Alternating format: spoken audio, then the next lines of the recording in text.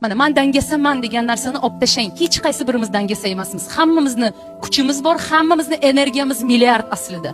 Shunchaki tanani tekshirish kerak. Tanada nimadir sodir bo'lishi mumkin. Bu jismoniy energiya va shu yerda har 6 oyda tahlil topshiring.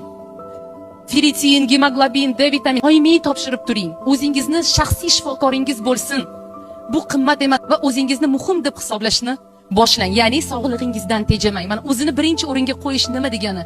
Shunchaki o'zidan tejamaslik. Elementar narsaga, "Yo, sog'lig'im bu. Bu sog'lig'im, bu menman.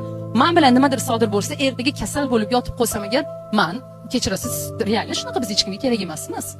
Biz qaytanki muammo tug'diramiz odamlarga, atrofimizga. Kuchga to'lgan, energiyasi million, harakat qilyapti, nimalargadir erishayotgan ayolga doim havas qilishadi.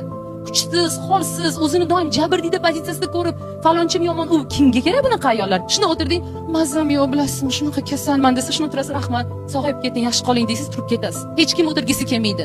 Va mana shunaqa paytda shuni tushunishingiz kerak. Sog'liq birinchi o'rinda va biz o'zimizga birinchi o'rinda energiyamiz yaxshi bo'lishini xohlasak, jismoniy energiyamizga e'tibor berishimiz kerak.